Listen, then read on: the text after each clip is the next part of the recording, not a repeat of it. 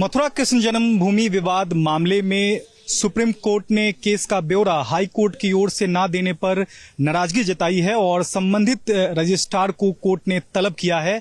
इस मुद्दे पर हमारे साथ बातचीत करने के लिए मौजूद हैं हिंदू पक्ष के वकील हैं विष्णु शंकर जैन। सर, पिछली सुनवाई में सुप्रीम कोर्ट ने क्या कुछ केस का ब्यौरा मांगा था जो कि पेश नहीं किया गया आज की कोर्ट की ओर? देखिए, 21 जुलाई का ऑर्डर है ऑनरेबल सुप्रीम कोर्ट का, जिसमें सुप्रीम कोर्ट ने मथुरा श्री कृष्ण जन्मभूमि से पर्टेनिंग जितने सिविल सूट मथुरा की सिविल कोर्ट में दाखिल हुए हैं, जिसको इलाहाबाद हाईकोर्ट ने अपने पास ट्रांसफर करने का आदेश पारित किया है, और भी ऐसे कितने मामले हैं जो मथुरा की सिविल कोर्ट में फाइल हुए हैं, उसकी एक लिस्ट मांगी थी और 3 हफ्ते के अंदर वो लिस्ट रजिस्ट्रार इलाहाबाद हाईकोर्ट को सुप्रीम कोर्ट के सामने सबमिट करनी थी। वो ये सबमिट करने में असमर्थ रहे, इसलिए सुप्रीम कोर्ट ने आज दोबारा सेकंड रिमाइंडर इशू किया है और कहा है कि 30 अक्टूबर तक ये लिस्ट उनके सामने सबमिट की जाए। और साथ ही साथ ये भी कहा है कि ऑनरेबल इलाहाबाद हाईकोर्ट के जो चीफ जस्टिस हैं, आज जो आदेश पारित हो रहा है वो एडमिनिस्ट्रेटिव साइड में भी उनके सामने रखा जाए। और कंसर्न रजिस्ट्रार को भी कोर्ट ने तलब किया है अगली सुनवाई में उन्हें पेश होना होगा। इसके लिए मैं क्लियर नहीं हूँ। We have to wait for the orders of the Supreme Court. अगर सुप्रीम कोर्ट का जब आदेश आएगा तब क्लियर होगा। मैं इतना क्लियरली मुझे नहीं समझ में आया था कि क्या कंसर्न रजिस्ट्रार को बुलाया है कि नहीं। सर, ये अगर पूरे केस को समझा एक तरह से समझने की कोशिश की जाए तो ये पूरा लोअर कोर्ट से जो हाई कोर्ट ने अपने पास केस को ट्रांसफर किया था, उस पर मुस्लिम पक्ष को क्या आपत्ति है जो कि सुप्रीम कोर्ट? देखिए, बहुत सिंपल सी बात है। मथुरा श्री कृष्ण जन्मभूमि के केस को लेके सबसे पहले याचिका मथुरा की सिविल कोर्ट में मैंने दायर की थी 25 सितंबर 2020 को। 3 साल से वहां मामला लंबित था, आगे नहीं बढ़ पा रहा था। और ये मामला एक राष्ट्रीय इंपॉर्टेंस का मुद्दा है। जब भी हमारे देश में कोई राष्ट्र अध्यक्ष आते हैं तो सबसे पहले हम उनको गीता भेंट करते हैं। तो जिन्होंने गीता का ज्ञान दिया है, भगवान श्री कृष्ण धर्म संस्थापना के देवता, उनकी जो जन्मभूमि है, आज वहां पे एक अवैध कब्जा, अवैध अतिक्रमण के माध्यम से शाही ईदगाह मस्जिद तामील की गई है, उसको हटाने की मांग है और बेहद संवेदनशील मुद्दा है। इसलिए हमने इलाहाबाद हाईकोर्ट में ये अर्जी दी कि इस मामले को सेक्शन 24 ऑफ सीपीसी में अपने पास ट्रांसफर किया जाए, क्योंकि राष्ट्रीय इंपॉर्टेंस का मुद्दा और सेंसिटिविटीज इसमें इन्वॉल्व हैं। जैसे राम मंदिर का ओरिजिनल ट्रायल इलाहाबाद हाईकोर्ट ने किया था, वैसे ही इस मामले का ओरिजिनल ट्रायल इलाहाबाद हाईकोर्ट करे। इलाहाबाद हाईकोर्ट ने हमारी मांग मानते हुए 21 अप्रैल 2023 को सारे मामले अपने पास ट्रांसफर कर दिए। शाही ईदगाह मस्जिद, उस ऑर्डर के खिलाफ सुप्रीम कोर्ट आई है। अब बड़ी अपने आप में देखिए कितनी अजीब स्थिति है।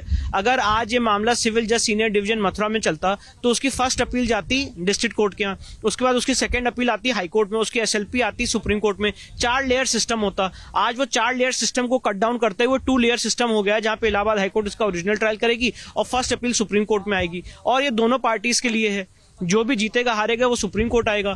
तो ये एक अच्छा रास्ता है कि इस मामले को जल्दी सॉल्व किया जा सके, क्योंकि काफी दिनों से मामला पेंडिंग है। और इसीलिए मुझे लगता है इस ऑर्डर में कोई इन्फॉर्मिटी नहीं है 21 अप्रैल 2023 के ऑर्डर में, और जल्द से जल्द इस मामले का निस्तारण होना चाहिए। हिंदू पक्ष यानी कि आप पहुंचे हैं सुप्रीम कोर्ट पे, आप लोग भी कैबिनेट में आए हैं, क्या दिक्कत हो रही है? क्योंकि सुप्रीम कोर्ट ने स्टे तो दिया नहीं है सुनवाई पे, नोटिस जारी किया है।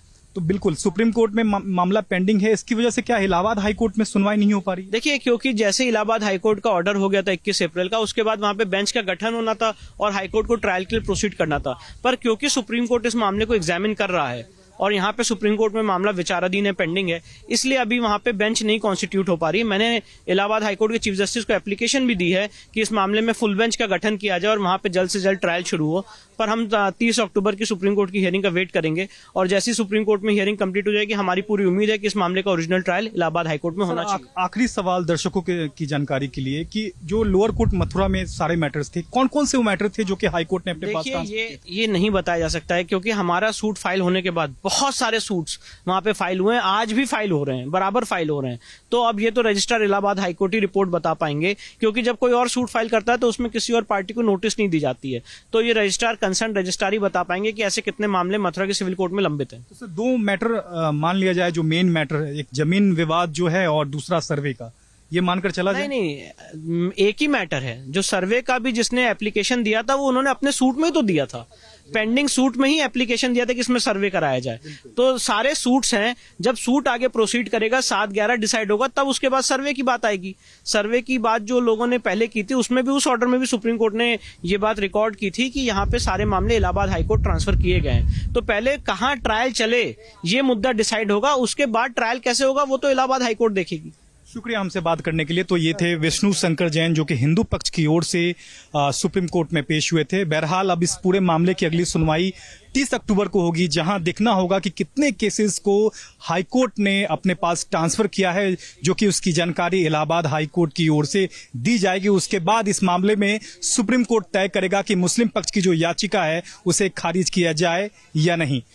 कैमरा पर्सन विवेक के साथ सुमित कुमार, भारत 24। दिल्ली।